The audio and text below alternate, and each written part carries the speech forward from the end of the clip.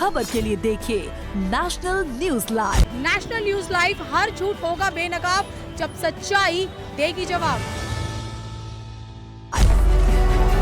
कानपुर में 1000 करोड़ की संपत्ति में कब्जे के आरोपी वरिष्ठ पत्रकार अवनीश दीक्षित के वकील और उनकी पत्नी प्रतिमा दीक्षित ने पुलिस पर आपसी खुन्नस का आरोप लगाया। उनका कहना है कि इस पूरे मामले में पुलिस के पास कोई साक्ष्य नहीं है और लगातार झूठे मुकदमे दर्ज किए जा रहे हैं। दरअसल कानपुर कोर्ट में अवनीश दीक्षित की कानपुर कोर्ट सेशन 6 में बेल की सुनवाई लगी थी, जिसमें अभियोजन की ओर से इंस्पेक्टर कोतवाली का प्रार्थना पत्र दिया गया कि अवनीश दीक्षित पर कई धाराओं को बढ़ाना है। इसके लिए न्यायालय ने निर्देशित किया कि जो भी धाराएं घटाना बढ़ाना है वो 9 अगस्त तक घटा बढ़ा ले। इस संबंध में अवनीश के वकील शिवकांत दीक्षित और अवनीश की पत्नी प्रतिमा दीक्षित ने मीडिया के समक्ष अपना पक्ष रखते हुए कहा कि अवनीश दीक्षित को जबरन फंसाया गया है। लेखपाल और कानपुर पुलिस और अन्य जो अवनीश दीक्षित से खुन्नस खाए थे, वे सभी एक राय होकर उनको लगातार झूठे मुकदमे में फंसाना चाहते हैं। नेशनल न्यूज लाइव के लिए कानपुर से संवाददाता सुजीत कुमार की रिपोर्ट।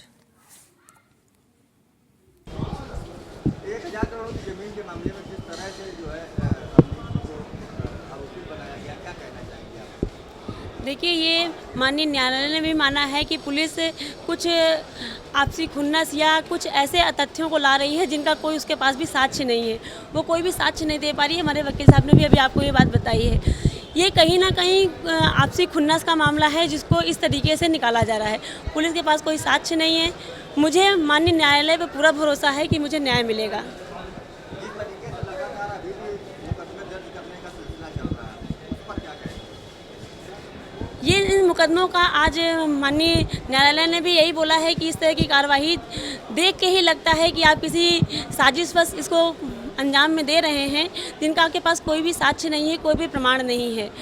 तो बस हम तो यही माननीय न्यायालय के भरोसे हैं और मुझे उम्मीद है कि माननीय न्यायालय से मुझे राहत मिलेगी। अच्छा, जिस जमीन में आरोपी बनाया गया है, उस जमीन के क्या पक्ष है आपका? देखिए, उस ज़मीन से किसी भी बेचने और ख़रीदने का कोई भी ऐसा साक्ष्य नहीं है, कोई भी ऐसा कागज़ नहीं है, कोई भी ऐसी कोई भी कार्रवाई नहीं है जिसमें ऐसी कार्रवाई की जाए। बाकी सब कुछ कोर्ट और न्यायालय के ऊपर आ गया, तो हम भी इन्हीं के ऊपर आधारित हैं और आश्रित हैं। मुझे उम्मीद है कि माननीय न्यायालय हमें सहयोग करेगा और हमारे साथ न्याय होगा। जी, मैं अपने माननीय मुख्यमंत्री योगी जी से आग्रह करूंगी, क्योंकि हम सब जानते हैं कि योगी जी के शासन में सब कुछ अच्छा होता है, तो मैं अच्छे की उम्मीद करूंगी। और एक महिला और अपने क्योंकि जो हम लोग का हैरेसमेंट हो रहा है 5 दिनों से, मेरे छोटे बच्चे हैं, माताजी हैं, बीमार हैं, तो जो हैरेसमेंट हम झेल रहे हैं उसकी कल्पना भी नहीं की जा सकती है। तो मैं माननीय योगी जी से आग्रह करूँगी कि इस मामले को न्यायिक तरीके से और सच्चाई से साथ दिया और मेरा सच्चाई से साथ दिया जाए। अगर हम कहीं गलत हैं, पुलिस के कोई साक्ष्य मिलते हैं तो कार्रवाई होगी, तो उम्मीद है कि और या मेरा साथ दिया जाए। योगी जी इसकी निष्पक्ष जांच करें। जो पुलिस रोज़ नए मुकदमे लगा रही है, ये आज जज साहब ने भी बोला कि ये किसी भी तरीके से न्यायपूर्ण नहीं है। आप किसी को अभी कुछ कह रहे हैं, थोड़ी देर बाद कुछ कह रहे हैं, तो ये एक आम लोगों की दृष्टि से और न्याय की दृष्टि से भी कहीं से भी फिट नहीं होता है कि आप कभी भी कुछ भी कह लें। 10-10 साल 15-15 साल पहले की चीज़ों को आप उजागर कर रहे हैं, तो जो देखने में लगता है कि झूठे आरोप हैं। और एक बात और है कि अवनीश दीक्षित एक पत्रकार थे जो निष्पक्ष पत्रकारिता करते थे, सत्य के साथ चलते थे। तो जब भी आप सत्य के साथ चलते हैं, एक पक्ष जो आपसे नाराज़ होता है, तो बस ये आपसी खुन्नस है पुलिस की, प्रशासन की, या मैं किसकी कहूँ, लेकिन आपसी खुन्नस का नतीजा है जहाँ पे आज हम खड़े हुए हैं। ये पत्रकारिता के ऊपर भी एक बहुत बड़ी चोट है। सर, 1000 करोड़ की जमीन पकड़ पर आज तारीख लगी है। अवनीश दीक्षित को एक सैमुअल की एफआईआर पर अरेस्ट किया गया था। आज उसकी बेल सेशन में लगी थी एडीजे 6 में। अभियोजन की ओर से उनके विवेचक एसएचओ कोतवाली का प्रार्थना पत्र आया है कि उनको संगठित अपराध की धाराएं बढ़ानी है। अभी बढ़ाई नहीं है, लेकिन उसके लिए समय चाहिए। माननीय न्यायालय ने ग्रेसियसली सहानुभूतिपूर्वक उस पर विचार करते हुए उनको 9 तारीख के लिए कहा है। जो भी घटाना बढ़ाना है घटा बढ़ा लें। अब इस जमानत की सुनवाई 9 तारीख को होगी। जिस तरह से जो है पुलिस अपना पक्ष लगातार रख रही है, आपका क्या पक्ष है? देखिए, ये घटना एक तो ये 1000% झूठी है। 2 एफआईआर जो कि अपने आप में चिल्ला चिल्ला के कह रही हैं कि दोनों एक दूसरे को झूठा साबित कर रही हैं।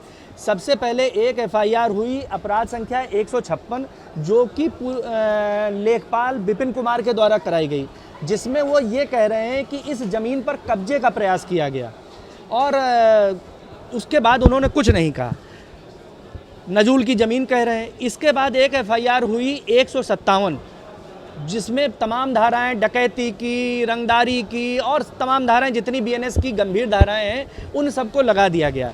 तो या तो पहले जिला प्रशासन का लेखपाल गलत कह रहा था कि वो ज़मीन नजूल की है, या बाद वाले झूठ बोल रहे हैं। अगर वो ज़मीन नजूल की है तो उसमें कोई दूसरा व्यक्ति हो नहीं सकता।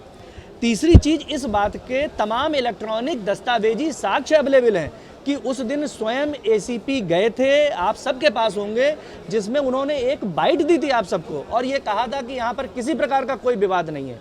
इतना सब होने के बाद भी अगर अवनीश के खिलाफ इतने ओपन उसके निर्दोष होने के साक्ष्य होने के बाद भी अगर उसके खिलाफ इस तरह से मुकदमे लगाए जा रहे हैं, इस तरह से गंभीर धाराएं बढ़ाई जा रही हैं, ये अपने आप में सोचनीय विषय है। कानून के अनुसार चलती है चीज़ें, रूल ऑफ लॉ का शासन है, ना कि रूल ऑफ अ पर्सन। तो हम तो यही कहेंगे कि साक्ष्यों का पुलिस सही से परिशीलन करे और अवनीश के को निर्दोष है और वो निर्दोष साबित भी होगा। सर, जिस तरीके से न्यायालय में पकड़ चल रहा है, क्या पुलिस ने क्या कुछ साक्ष्य जो है प्रस्तुत किए हैं? नहीं, आज कोई साक्ष्य नहीं प्रस्तुत किया। पुलिस ने कहा कि साहब हमें संगठित अपराध की धाराएं बढ़ानी है, बढ़ाई नहीं है, हमें बढ़ानी है, इसलिए समय दिया जाए। और हमने आज उन्होंने इस पर कोई भी कमेंट्स नहीं दिए थे। मेरी बेल पर कोई कमेंट गलत है, पूरी तरह से गलत है, क्योंकि अवनीश के खिलाफ जिन मुकदमों को लगाया जा रहा है उनमें से किसी मुकदमे में वो आरोपित नहीं है। 2 एफआईआर जो मैंने कल देखी उनमें एक किसी सौरभ भदौरिया की है। वो कहते हैं कि साहब वो 2023 अगस्त में, जो स्वयं अपने आप को आरटीआई एक्टिविस्ट कहते हैं, जो अपने आप को लैकफेड का प्रतिनिधि कहते हैं, जो अपने आप को कहते हैं कि मैं साहब फला मुकदमे की पैरवी कर रहा हूँ, अगर 2023 में उनके साथ इतनी बड़ी घटना हो गई थी तो उन्होंने वो 100 नंबर पर सूचना नहीं दे सकते थे। इसी तरह से एक और एफआईआर जो वहाँ पर हुई है किदवई नगर में, उसमें वो कहते हैं वो कई चकेरी में एक एफआईआर हुई है जिसमें वो ये कहते हैं कि वो किसी कुसुम शर्मा वगैरह वगैरह के लिए कहते हैं। बोले साहब किसी ने आए थे, उन्होंने गाली गलौज की थी, कहा था कि साहब मैं पत्रकार हूँ और मैंने पेपर में देखा तो पहचाना। ये क्या नॉनसेंस है, कोई एविडेंस नहीं है आपके खिलाफ। इस संबंध में तो पत्रकारों को जवाब देना चाहिए। मैं अधिवक्ता हूं और मैं मुकदमे के संबंध में ही जवाब दूंगा। नेशनल न्यूज लाइव अब उपलब्ध है 1100 प्लस डिजिटल केबल नेटवर्क पर an Android based DTH smart setup box सभी OTT प्लेटफॉर्म। 24 घंटे लाइव देखिए हमारे सोशल मीडिया पेजेस पर। अधिक जानकारी के लिए विजिट करें www.nationalnews.live पर। इसी सेशन टीवी नेटवर्क के सभी चैनल।